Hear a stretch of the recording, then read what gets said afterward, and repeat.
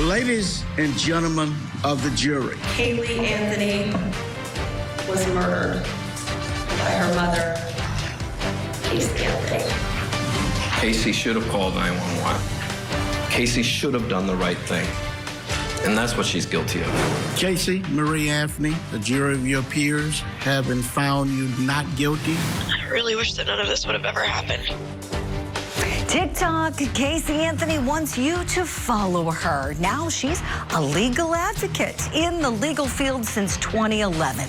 Her new venture is what is literally trending this morning in true crime.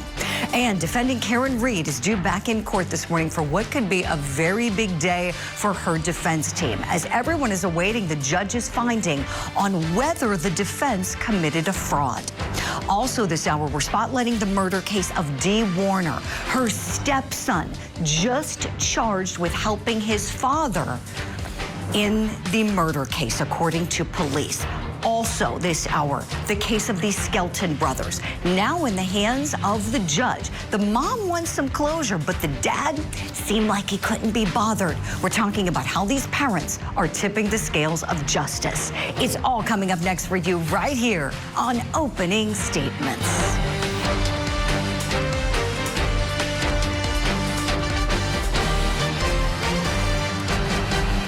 Good Tuesday morning to you and welcome to Opening Statements. I'm Julie Grant. We've got a great show planned for you, so let's get it going. Grab that cup of coffee. It's time for my opening statement. You could knock me over with a feather. Casey Anthony is a legal advocate.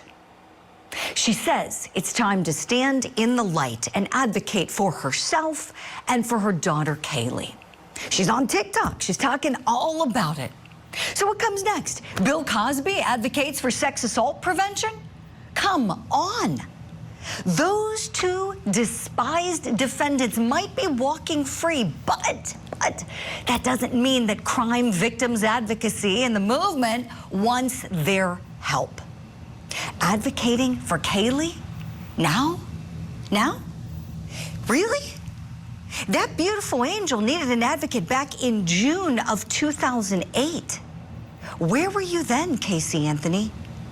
What about in July of that same year, when you lied to police about the last time that you saw your daughter Kaylee alive and said she was with a babysitter? Were you being her advocate then?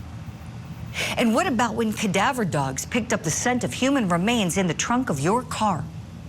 Where was your advocacy for Kaylee then? Pants on fire, Casey Anthony. Go have a seat somewhere. In fact, have several seats. Be grateful you didn't get convicted.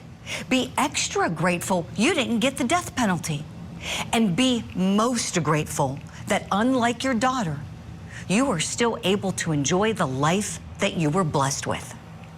Stay grateful, stay humble, and perhaps consider using your talents and abilities in another area. You know, the point of true service and giving back is not to get attention for it. What really counts is what you do when you don't think that anybody is watching. That's my opening statement. Let me know if you like it. And we're talking more about Casey Anthony this hour. But first, it's time for your daily docket.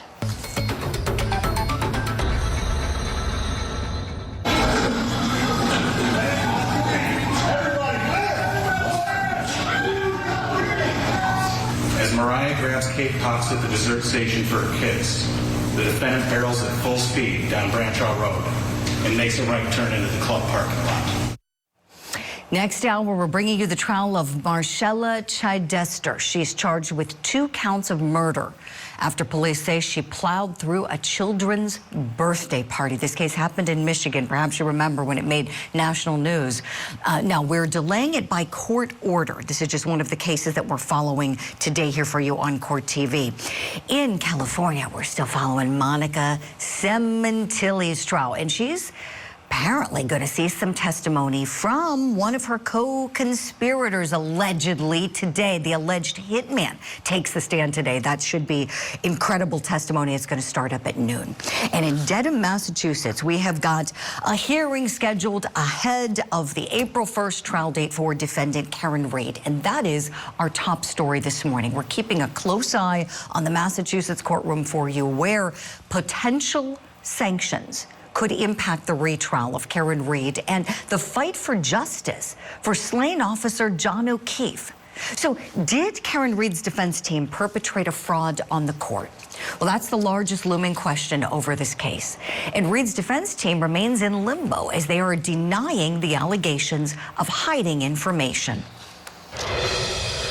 I had heard about email communication, detailed communication, memorializing a conversation regarding an engagement letter and a promise of retainer on March 20th and 22nd of last year, roughly 2 months before the ARCA witnesses testified. There is another email that was 2 days before the trial and 2 days or after the voir dire. Reed's attorneys have also filed a motion to try to dismiss her case, and the Commonwealth, of course, is opposing that motion with their own responses to it. So lots going on in these weeks before trial, but the biggest concern for the Reed team is whether they'll face sanctions. Let's bring in a very special guest now. He used to head up the homicide unit in the Norfolk County District Attorney's Office. He is in private practice now in Massachusetts. Attorney Rick Grundy. Rick, good morning to you. Let's talk about what we expect to happen today. I think everybody wants to know, do we expect Judge Cannoni to put her findings on the record with the cameras rolling in front of everybody this morning? Whether it happens this morning or it happens in a written decision soon to follow, I think we will get that decision well before the start of the trial, because I think part of it is going to have to be what these witnesses can be inquired of in front of the jury, and also perhaps in a further voir dire with respect to their bias and their consultations with counsel prior to the first trial. As you know, that the heart of this is that this was a quote-unquote independent expert hired by the U.S. Attorney's Office, instructed on how to do their job by the U.S. Attorney's Office, etc. I think the major part that's hanging on this is the witness preparation and the feedback they got from those individual witnesses, wherein they offered up to counsel to tailor their testimony, not necessarily the facts, but their testimony in a manner favorable to them, which was not shared with the prosecution. So they were put as this stone cold independent body, which I think clearly they were not. The sanctions, I would just say quickly, the sanctions, I think people see something like this oftentimes and they're like, this seems pretty clear cut. A judge is very reticent to do anything that's going to disrupt the representation, particularly in a murder trial, of the counsel of the defendant's choosing. Right, right. Which leads me to my next question for you, Rick. So as I was watching the last hearing, I noticed that Robert Alessi was making distinctions between Alan Jackson and David Yannetti and what they each knew and what they each were tasked with on the team.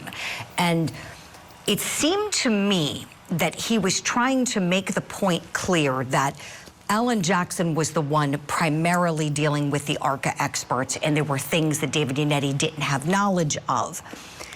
Did you read things that way, that even on the Reed team, they were trying to kind of soften any potential blow? I do agree with that. I think Jackson is squarely in the crosshairs. He's placed himself there, and I think the documentation does so. So that target's already been set. So to the extent that you can deflect it from anybody else on the team, I think there's probably a conscious effort to do that. There is a clip, and there was a hearing prior to the first trial in which Attorney Yannetti also directly addressed the communications and classified those communications as simply setting up times and dates of meetings, but again, far on the periphery. The other thing here is that Attorney Jackson, again, I don't expect any attorney, very strongly do not expect any attorney to be barred from taking part in the next trial. But Jackson is a more tenuous position because he is not in the bar of Massachusetts. He is licensed for this case pro hoc vici. So it's a lot easier it would be a lot easier to remove him. Again, I don't expect that, but David Yannetti is the anchor here as the sole Massachusetts licensed attorney. Right. And keyword sole, right? They've all pro hocked in on this case, Rick, except for David Yannetti, the only local counsel on this one. So essentially, is your prediction that it's unlikely the judge will remove anyone from her team, and if she does, it would be Alan Jackson? Is that essentially what you're thinking would happen? It is, and I do not see Jackson is too much the cog of this wheel in these circumstances for a judge to say, I am going to totally disrupt this defense team going into this retrial. I just don't see that happen, but yes, he would be the target. And I think what's likely to happen is some type of sanctions, financial, whatever, again, a very clear outline as to what can be done with these witnesses in the next trial, and to be addressed. You know, again, oftentimes we're going to refer this to the Board of Bar Overseers. For Alan Jackson, referring it to the Board of Bar Overseers as Massachusetts is not that great of a threat. I don't know if Alan Jackson is going to want to come back to Massachusetts when this is all said and done. Yeah, fair point there, Rick. I have a clip of Alan Jackson. This was the one moment in that last hearing where he did speak. What everyone really noticed was how they let Robert Alessi just take this all day. He took the floor on this one just about. Let's look back at the moment when Alan Jackson did speak directly to Her Honor. What was in my brain when I said we don't have anything else to give, which when I reviewed the transcript, was very clearly the federal batch of information, what we've referred to as the federal dump. I did not have in my head at all emails, communications, things of that nature. The Invoices, payment. No, nothing. We don't have anything that they don't have concerning the federal information and the background information for the ARCA experts. Okay. It seemed that there were some points in that conversation where the judge seemed to get a little bit frustrated with Mr. Jackson. And I'm wondering, Rick, when it comes down to whether she should take any more argument, has enough been enough? I mean, this was essentially, you know, we started hearing about it at 2 hearings ago when Special Prosecutor Hank Brennan brought it forward. The judge kind of cut it off, gave everyone time to prepare, and then there was no closure at the end of the last hearing where it just kind of was left up in the air. And so do you think there's any chance that she could allow even more response coming from the defense team on this morning? I think she probably wants to clean it up and move forward and stay on track for that next trial date. So in all likelihood, not. I would say there's 2 things there that would be interesting to know if I were the judge, and that is, one, the initial opposition filed by the defense had in it the statement, we were not hired, we did not hire or pay for the defense experts. And then they filed a secondary opposition and said, we want to take that statement away and we want to change it to, we did not reimburse or pay for this investigation, because they did in fact hire them, because they paid for their time. And that's, as you know, in an expert, that's the first Achilles heel that any attorney is going to go after. That is, you're being paid by these people to give this testimony, so therefore there's a natural bias for you to please them. So I would like to perhaps probe at that change in their opposition. And also, I would like to hear from these witnesses, because there's this vape as to where and when the discussion of the reimbursements took place. I don't think these people came here from out of state and gave their testimony without that expectation.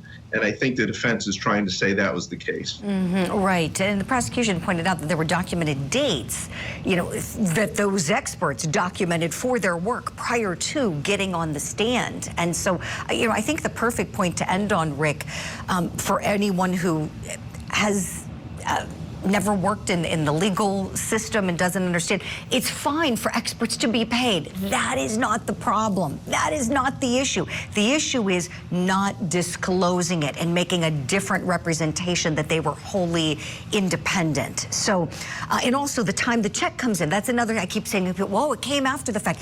Yeah, well, that's generally when goods are paid for, after the services or the goods are rendered. That's standard. So, at any rate, we'll see what happens this morning.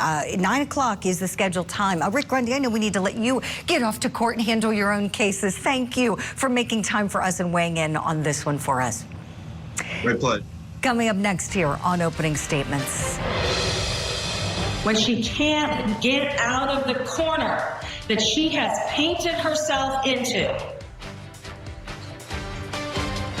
When her back is up against the wall and when the stakes increase, what does Casey Anthony do? And now you can see Casey Anthony on TikTok. She's asking anyone who needs a legal advocate to follow her. Oh, we got a lot to say about this one. And the stepson of a murdered and buried Michigan woman is now facing charges. We're spotlighting the case of Dee Warner.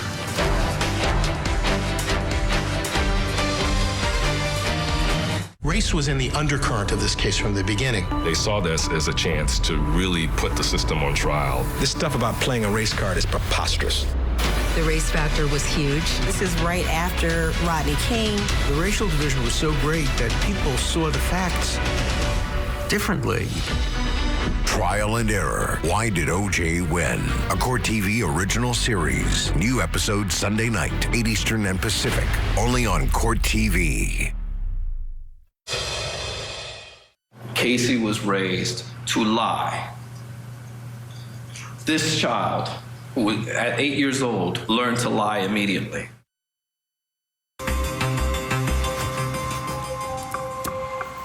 Now for what's trending in true crime. Have legal problems? Well, Casey Anthony wants to help. Yeah, you heard me right. The Florida woman who was accused of murdering her daughter Kaylee and then acquitted has joined TikTok to promote her legal advocate role.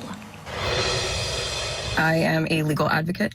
I am a researcher. I've been in the legal field since 2011. And in this capacity, I feel that it's necessary, if I'm going to continue to operate appropriately as a legal advocate, that I start to advocate for myself and also advocate for my daughter. I'm doing this both personally for me, but in a professional capacity. My goal is to continue to help give a voice to people, to give people tools and resources that they can utilize so they actually know where they can turn to. What do you think about this? Hit us up on social media. Let us know. We're asking our power panel the question, why would anyone ask Casey Anthony for legal help? Let's bring in our guest. With me, former homicide prosecutor and the co-host of The True Crime Show, Mondays with Melba Pearson, private investigator Manuel Gomez, and national parenting and family relationship expert, psychologist Dr. Sue Kornbluth. Good morning to you all. I know you all have a lot to say. Dr. Sue, you and I were talking a little bit yesterday. I want to start with you. Would you kick off our conversation on Ms. Anthony, please? I mean, first of all, I think her channel should be How to Get Away with Murder instead of promoting herself as a legal advocate. And by the way, she anointed herself a legal advocate, analyst, or whatever she is calling herself. Look, to me, this is very simple. This young lady, or woman as of now, is somebody that just craves and craves attention and needs to be the center of the world at times. This is embarrassing, and I think the panel will agree with me that what she's doing is not only embarrassing, it's also a way for her to show how narcissistic she is. You know, I wondered that, Dr. Sue. As I was watching that video, I probably watched it 4 or 5 times yesterday, honest to goodness. I couldn't even believe my eyes. And I kept thinking, is she a narcissist? I wanted you to answer that question on the show. I know you haven't personally evaluated her how we wish you could, but based on what you've seen, seeing some traits there, huh, Dr. Sue? I see many traits. Now, of course, you know, nobody's done an analysis of her, but she craves and craves attention, and not in great ways. You know, everything is centered around her. Seems that her ego is larger than life. I mean, she has some qualities of a histrionic personality as well that needs to be the center of the world. Look, I think the people that are following her, you know, she wanted attention. The world gave her attention. I think she had over 2-point-something million views yesterday. But what she's doing is actually self-destructive, and it's going to hurt a lot of people. And I think the people following her are laughing at her, or either following her because they've done things in their lives that they're not accountable for. And she got away with murder. I think we all understand this, and she should just go away and live her life and stop coming to the forefront. Dr. Sue, thank you for all of that. Melba Pearson, you practice in the state of Florida. You're a professor there, been a prosecutor there for many years. Your thoughts on Ms. Anthony? First of all, good morning, everyone. And this is just utterly disgusting. Let's just start with that. This is an insult to the memory of this poor, beautiful child who should still be with us today. You know, I agree that she should be like, whew, I got away with murder, and keep it moving and never be seen again. But another thing I want to point to, though, is that there is a law called unauthorized practice of law. So if she gets too close to giving legal advice without actually being an attorney, which she is not, that is something that she can be prosecuted for. Yes. So she better be very, very careful with the comments and the quote-unquote advice she's going to give, because she can find herself back in the slammer. And guess what? All the receipts will be on TikTok, and she will face accountability for that. Melba Pearson, you always have great analysis for us. You know what? That is so brilliant. Thank you for that. I haven't heard anybody anywhere say that. And you're right. So the unauthorized practice of law is a problem. And sometimes, I know I've experienced it when I've seen it happen with paralegals, for instance, sometimes when I was working in the courthouse, who would push the limit. They would do things that they knew only the attorney they were working for should do. And, you know, and it's one of those things, it can be reported, and big problems can flow therefrom. So thank you for that. She's not an attorney. Melba, thank you so much. Manuel Gomez, last but not least, I want to get your thoughts. You're actually down in Florida right now working another case for your company, Black Ops Private Investigators. What do you think about Ms. Anthony reemerging for the world to see? Well, on this case, I did a lot of analysis, especially with my colleague, Investigator Kirsten, and I find it appalling that this person is going to give legal advice who has no moral compass, and that they made a law called the Kaylee law because she didn't report her child missing. Come on, we're going to take advice from a mother that didn't report her child missing, that the grandmother had to report her. And on top of that, you know, her case proves, like my colleague said, she got away with murder because it was circumstantial, the evidence. The evidence was overwhelming, showing that her child was murdered by a loved one, just like in the baby Evelyn case, Julie, when the baby was wrapped in a blanket. In this case, in the Kelly case, the baby was wrapped in a blanket, put duct tape over her mouth, and with a heart on it, showing that there was, even though the child was murdered, but there was still love involved, proving that this was done by a loved one. And the fact that she went partying and did all these things, she is no example for anyone to follow. Like my partner said, Kirsten, and that is, there is a warm spot in hell waiting for her. I love the analysis you all have given. Manuel, thank you for that. Let's talk some more, right? So it seems like America was uniting yesterday as soon as this video came out, and everybody seems to agree on Casey Anthony going to have a seat somewhere. Take a look. If you find yourself in court and Casey Anthony shows up to be your lawyer, you might just want to slap the cuffs on now. What? I feel that women's rights. Oh, right. I'm not going to, Kaylee Anthony is my daughter. And then her you mean was, right? You mean was? Did you forget? You forget what you did? You forget what made you famous. Now she's trying to use social media to rebrand herself as a legal advocate. Apparently, she's been in the legal field since 2011, since she went on trial for the thing. Yep, I feel like we're all being gaslit. Oh, I could watch those all day. All right, but we have a timed segment here, so let's get to our next question. Can Casey Anthony ever escape her past? Dr. Sue, back to you. No, I don't think so, Julie. I mean, she is deemed a baby killer, I think, by the world. And I don't think that the world here is very forgiving of her. You can see that on social media. She is a pathological liar. And anybody that is watching this, please don't give her the attention and follow her. That is what she is looking for. At the end of the day, there was so much evidence that she hurt her child and probably killed her. Dr. Sue, thank you for that. Melba Pearson, to you next, please. I don't even know where to go with this. I'm just so beyond disgusted. And, at the end of the day, I did not have on my 2025 dance card that Casey Anthony would be the thing to bring this country together. I just did not have that on my dance card at all. Right, so, right. Yeah. Well said, Melba. Manuel Gomez, take us home if you would, please. Can this woman ever escape her past? Casey is branded with an X on her forehead, just like Cain and Abel.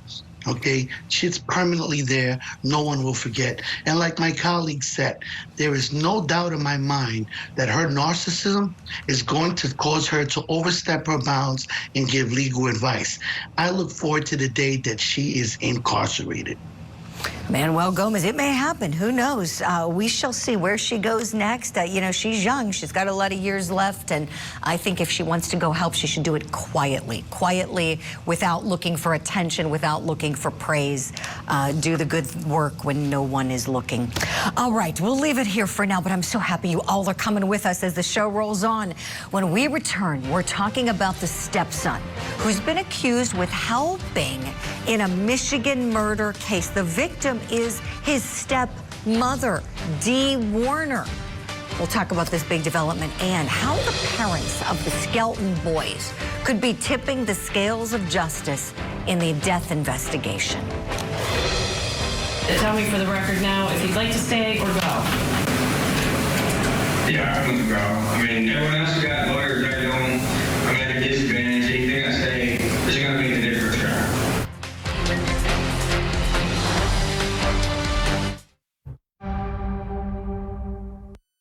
It became apparent within a few days after my sister went missing that it was obviously some foul play. Very, very unfortunate for everyone. However, I would say this, there is one person that could end all of this, and that's Mr. Warner. This morning, we're turning the spotlight on the murder of Dee Warner as police have allegedly connected another Mr. Warner to her death. So now a second arrest has been made in this case, and it's the victim's stepson. Scripps News Detroit has more on this recent development.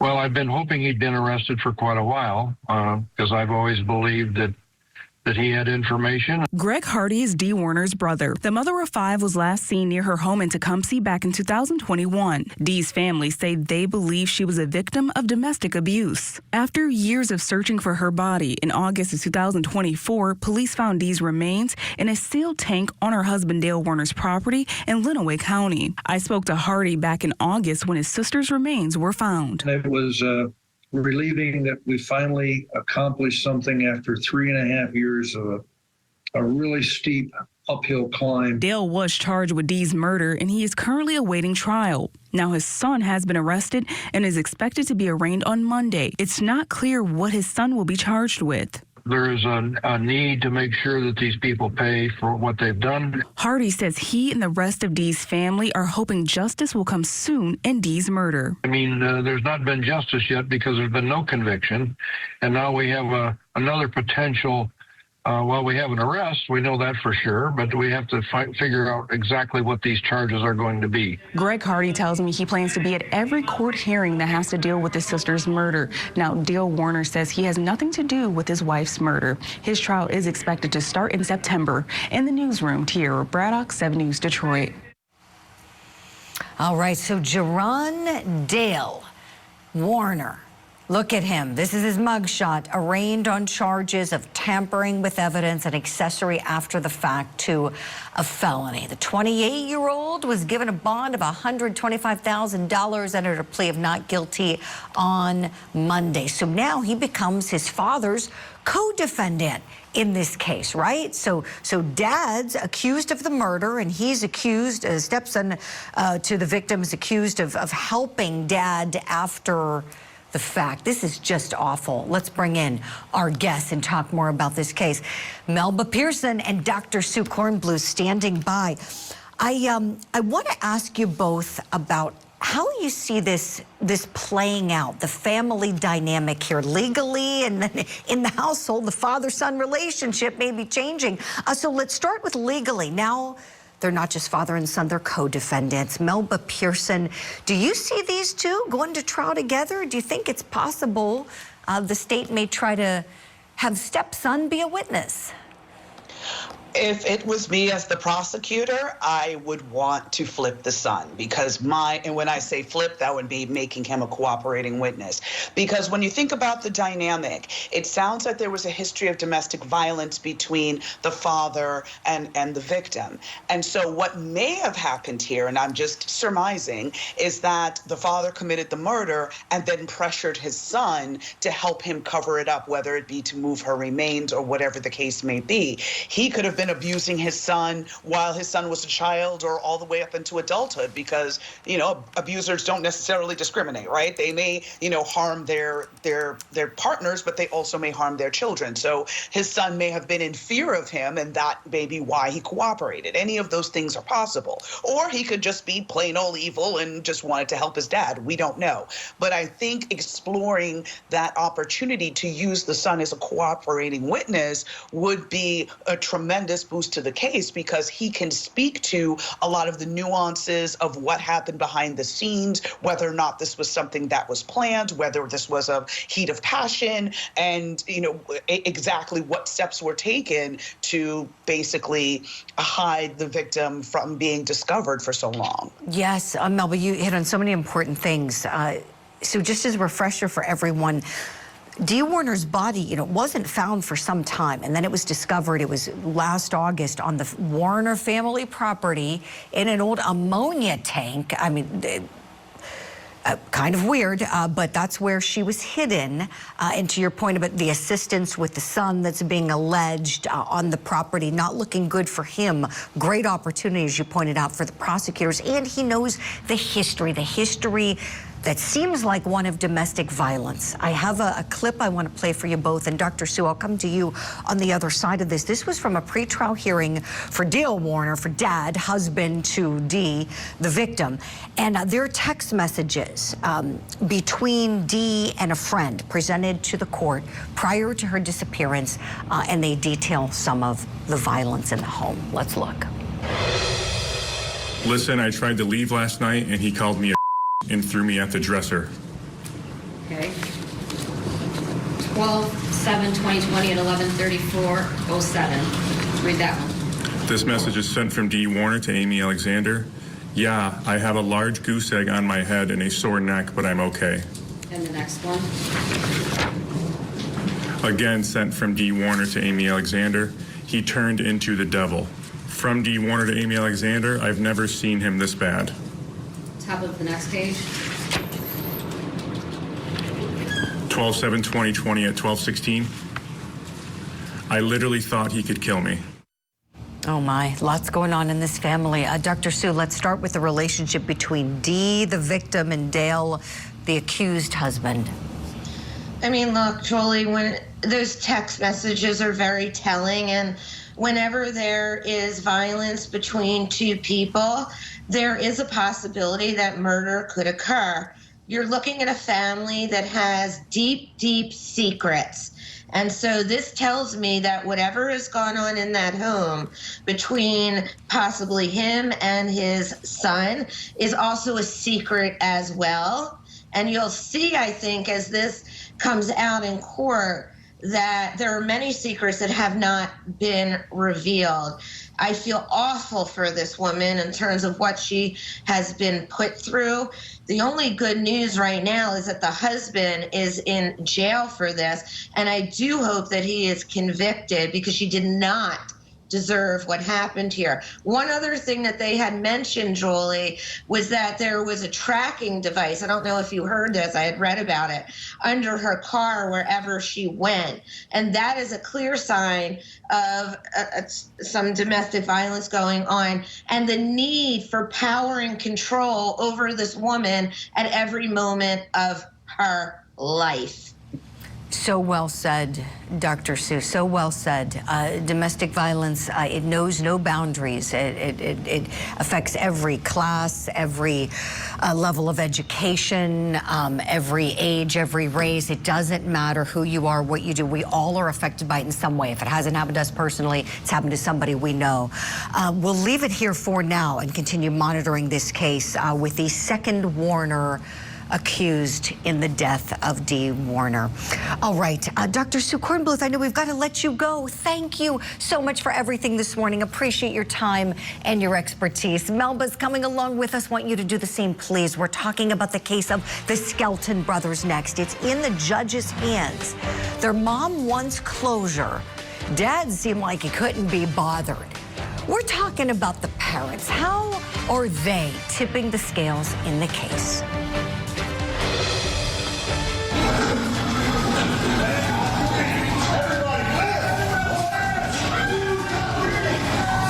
As Mariah grabs Kate Pops at the dessert station for her kids, the defendant barrels at full speed down Branchaw Road and makes a right turn into the club parking lot.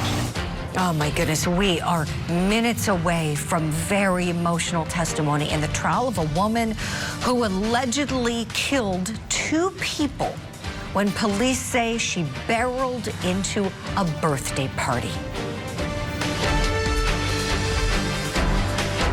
Grieving widow or mastermind behind a murder. Monica Cementelli is accused of plotting to kill her husband. Famed celebrity hairstylist Fabio Cementelli. Prosecutors say she and her lover killed Fabio to collect a big life insurance policy. The defense may say she's a bad woman, but she wouldn't be involved in a murder. It's a whodunit Hollywood story. But will there be a twist that no one sees? The celebrity stylist murder trial. Today, only on Court TV. Nearly 15 years after their disappearance, an upcoming decision in the case of Andrew Alexander and Tanner Skelton could be tipping the scales of justice. Probate judge Catherine Sala is set to issue her ruling on Wednesday as to whether to declare the missing brothers dead. The brothers were last seen on Thanksgiving in 2010 and were with their father. John Skelton appeared via Zoom from prison and waved his presence. All right, Mr. Skelton, you have the opportunity but not the obligation to participate in today's hearings. But I did want to make sure that you had that opportunity. So you're welcome to tell me for the record now if you'd like to stay or go. Yeah, I'm going to go. I mean, everyone else has got lawyers. I don't. I'm at a disadvantage. Anything I say isn't going to make a difference. Oh, has he had better things to do in the prison, I suppose? Well, the boy's mother, Tanya Zuvers, took the stand and had this to say about John Skelton and his constant changing stories. That time was so foggy for me. I understand. Because I felt like I was living somebody's nightmare. Today, they would all be adults, correct? Correct. So any explanation that you've ever been told or heard about why John Skelton would have hidden them? They're adults today. Correct. They could walk through that door right now. Wish they could. But they can't. Why is that? Because John killed them. Ooh, not pulling any punches there. Well, Zuvers had some problems of her own. She was once a registered sex offender in Michigan. That 1998 case is no longer on the Michigan Sex Offender Registry, but how does that affect your thoughts on it? Let's have an honest discussion about it. Let's bring back in Melba Pearson and Manuel Gomez. All right, so what happened to these kids is the million-dollar question. Are they dead? Should the judge make this ruling? And then could it lead to homicide charges for anybody, for Dad? Who knows? Manuel Gomez, let me begin with you. I know you got a lot of thoughts on this one. Well, I believe that the father did tell the police where the children are. He said he gave them to an underground organization. Yes, Julie, he did. And that underground organization is the Lazy River Campgrounds. Because he was there at 5:04 in the morning, okay? And then was back home at 6:46. And that's what the forensic evidence show. There is no doubt in my mind that those children are buried 7 or 8 feet deep in that campground. And after looking at aerial analysis of that campground, is a lot of dense forest, a lot of ideal locations to hide them. But him going to Tanya Zuyas and using that Cafe Moms, it was an attempt to try to get some type of alibi for the murder that he planned. Okay, the forensic evidence, the internet evidence in this case is overwhelming, showing that this guy was planning their death because of all the things that he was setting up to try to create alibis, making false accounts, false statements, still not giving correct answers to what this organization was. Yeah, he said underground organization. Yeah, it was underground in the Lazy Park Rivers. Manuel Gomez, I love your analysis always. Wow, you know, that makes so much sense. It does. I think this case is just so frustrating because someone needs to be held accountable for what happened to these boys. And Melba, this is where I want to turn to you. It is tough being a prosecutor for a lot of reasons, and especially when you want to have a case and you don't have the evidence to get there. Curious your thoughts as you're watching this playing out and everybody's asking, well, is this going to lead to Dad being prosecuted? Well, first off, I mean, my heart aches for those poor 3 boys who should be grown men at this point, going to college, you know, working on a trade, doing whatever it is that would be making them happy and being productive members of society. But instead, you know, I agree with my colleague. I don't believe they are alive. I don't believe they're part of any underground organization. I would have thought that they would have tried to make contact with their mother had they truly been taken away in that manner. So, yeah, don't believe that. But what's interesting to me, it's not preferred, but you can prosecute a case without a body. If you have enough evidence, you can move forward and basically be like, look, the last time they were seen was at this point. They were last seen with their dad. Their dad comes back. He's complaining of a broken ankle, no kids, you know, changing stories, this and that, highly circumstantial in certain aspects. But there could still be an avenue to prosecute the case without their physical bodies. So, you know, I think that that declaration of them being, you know, declared legally dead could possibly help a homicide prosecution if there is enough evidence to do so. But I still think prosecutors could have moved forward without that declaration at all. But again, there might be some other nuances that they just don't feel comfortable going in front of a jury to prove this case beyond a reasonable doubt. Oh, excellent explainer for us. Professor Pearson, thank you so much for that perfect note to end on. We'll hold out hope for those beautiful boys getting justice. Melba and Manuel, we have to say goodbye and a big thank you to both of you for all of your time and expertise. We'll